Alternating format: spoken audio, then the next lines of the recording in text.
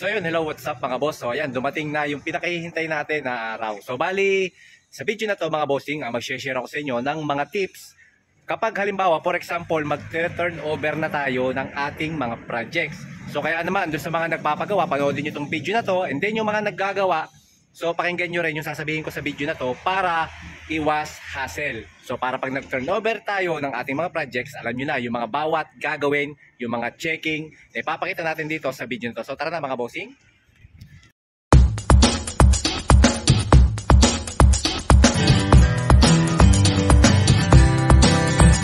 At syempre mga bossing, bago tayo magpatuloy sa video natin, bago tayo magpatuloy sa ating video na to, so nais ko munang pasalamatan lahat ng mga sumubaybay dito sa ating Batangas Project, sa lahat ng ating mga bagong followers, sa lahat ng ating bagong subscribers, sa lahat ng mga sumuporta dito sa ating Batangas Project na to. Maraming salamat sa inyong lahat. At syempre maraming salamat din dun sa may mga natutunan, mga nanonood at syempre gustong matuto ng kahit papaano diskarte, no? Maraming salamat sa inyo at maraming salamat din dun sa mga lahat ng nainis, lahat ng nagalit, lahat ng naasar sa atin. Shoutout sa inyong lahat mga bossing. At sa susunod, huwag kayong magalala, mas may inis pa kayo sa akin. Okay? So, ito mga bossing, bago tayo magpatuloy sa ating video na to, so nais ko muna ding pasalamatan si Boss Leo Almario sa pagkatitiwala na binigay niya para dito sa kanyang project na ibinigay sa atin. And then syempre tayo naman, ginawa naman natin yung ating best. So hindi man tayo yung pinakamagaling, hindi naman tayo yung basta, hindi tayo yung perfect sa lahat. At least nagawa natin na maayos, nagampanan natin ng maayos yung trabaho natin dito. At syempre binigay natin kung ano man yung mga concern ni Boss Leo sa atin. Ano? So para bago tayo maghiwalay, syempre maganda yung magiging samahan natin para sa susunod. Kung may sakaling, kung sakasakali, may papagawa pa ulit si Boss Leo, maaaring tayo ulit yung kanyang tawagin. So actually, dapat gagawin pa nga namin yung bahay ni Boss Leo. Kaso nga lang, nagpaalam ako sa kanya na meron na kasi akong schedule na bago at gusto ko naman pagbigyan lahat ng mga gustong magpagawa po sa amin. So maraming salamat din po dahil napakarami pong gustong magpagawa po kay July Ems. Ang problema lang po, hindi ko po magampanan po lahat dahil nag-iisa lang po yung aking katawan. Ako naman po hindi po kumukuha ng project na sabay-sabay dahil nag-testing po ako dati, nahirapan po ako. So kaya naman gusto ko, isa-isa lang po yung project natin para nakapokus po ako dun sa ating project. So para lahat ng gawa nababantayan ko. At syempre, matiwasa yung ating pag-iisip. So tara na mga bossing, at lilibutin na natin itong ating site. Papakita natin sa inyo yung ating mga accomplishment. And then syempre, gaya ng sabi ko, bibigyan ko kayo ng tips kapag tayo mag-turnover na ng ating project. So ayan na mga bossing. So bago tayo magpatuloy, unang-una sa lahat, kapag tapos na itong ating project site, kinakailangan, so may clear natin yung area natin. Yung lahat ng ating mga kalat dito sa ating naging project ay malinis. So gaya na nakikita nyo, pinapalinis kong mabuti itong ating pinaka-site. So pinaipon natin yung mga kahoy na ginamit natin dito sa ating construction site.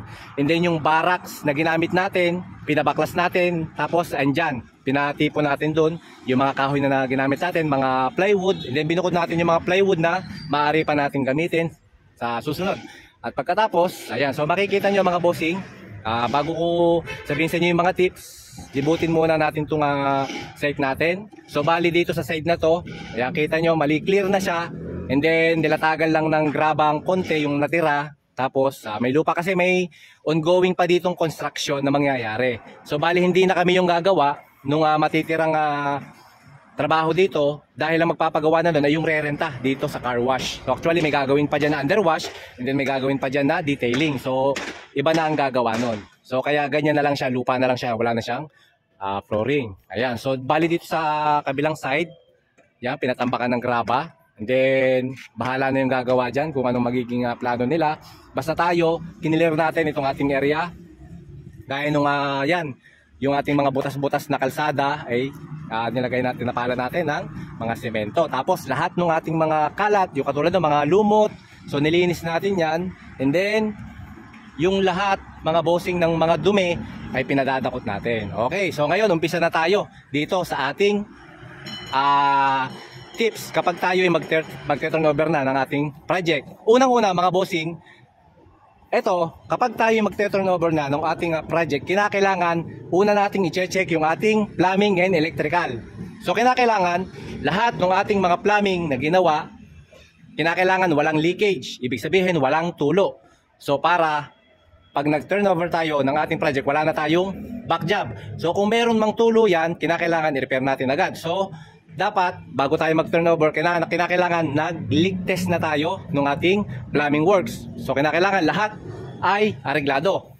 Tapos i-check nyo rin yung palagi yung mga leakage natin, katulad ng pagdating sa mga sink, lababo. Katulad niya, meron tayong urinal na kinabit dyan. Kinakailangan yung urinal natin walang tagas. And then pag pumasok tayo sa CR, kinakailangan yung ating CR gumagana yung water closet, walang tagas yung BD, and then yung mga angle bulb.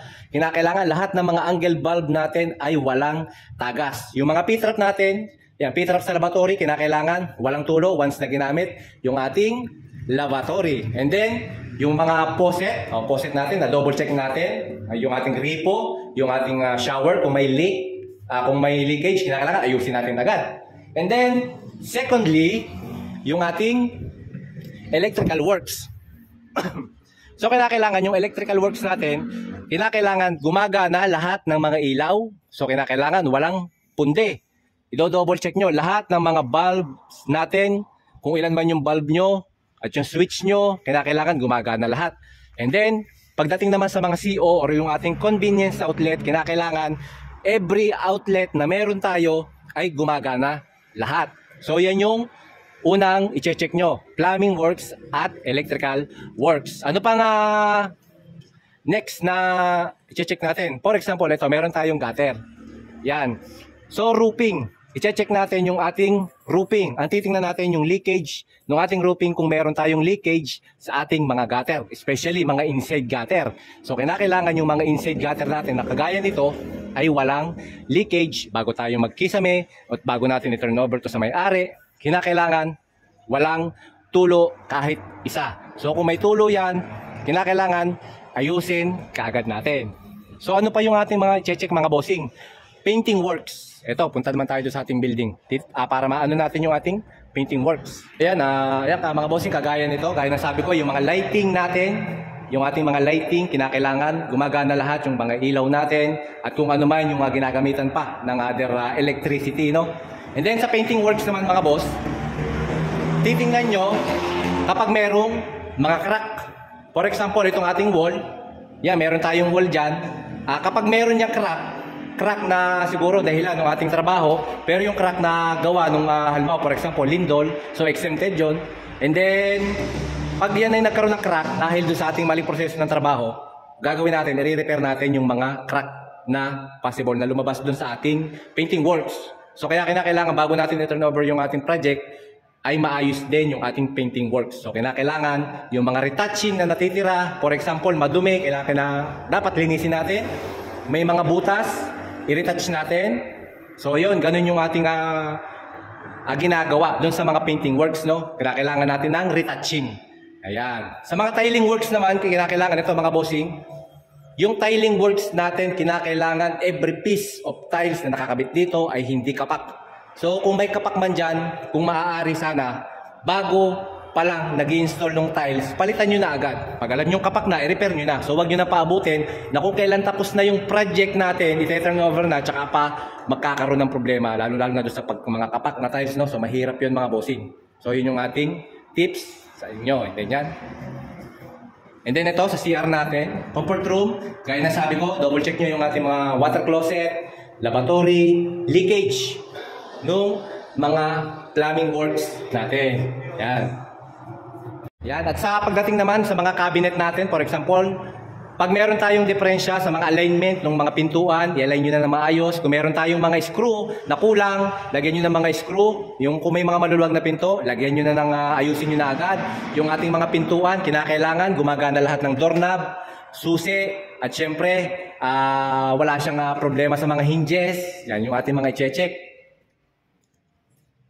At isa pa, for example, meron tayong mga natirang materyales, mga bossing. So kinakailangan iayos natin, itabi natin ng maayos sa isang part kung saan gustong ipalagay ng may-ari. And then, para in the future, kung may magagamit pa, pwede pa niyang gamitin. So yan, lahat dapat ng mga ginamit natin dito, lahat ng mga kalat natin sa site, bago tayo umalis, kinakailangan wala tayong kalat na maiiwanan dito sa ating site. So sa nakikita nyo mga bossing, clear na clear yan. And then ang gagawin na lang namin na paglilinis for final cleaning namin yung aming tinulugan na isang unit. Kasi diyan kami, wala na kaming barracks. So dito kami temporarily natulog sa isang unit. So bago tayo umalis, lilinisin naman natin yung ating pinagtulugan. So ayan mga bossing, yung ating tips. At isa pa mga bossing, para maging maganda yung feedback natin dun sa nagpagawa. So for example, may mga concern yung nagpapagawa. And then kung halimbawa, kaya natin gawin yung mga malilit na bagay, gawin na natin. For example, si boss, baka naman pwedeng gawin to, itong ganito. Kung malilit na bagay lang mga boss, gawin natin. So napaka-importante na sumusunod lagi tayo sa concern ng nagpapagawa. Para in the future, kung meron man siyang ipapagawa ulit, tayo yung possible na pwede niya uling tawagin. Dahil nga, tayo binigyan natin si boss ng magandang trabaho, magandang pakikisama, pinaka-importante yun, at magandang feedback, mga bossing. So masama kasi pag meron tayong masamang feedback. So actually, may nangyari akong ganyan. Kaya naman ngayon, mga bossing, pag natapos tong project na to, sa susunod na mga project, mas gagalingan pa namin, mas pagbubutihan pa namin, at syempre, mas i-improve pa namin si July Ems at ang aking mga grupo at yung aking mga kasamahan dito. So para naman, mas marami pa tayong project na makuha, mga bossing. So yan, maraming salamat muli sa inyong lahat at shoutout sa inyong lahat mga bossing.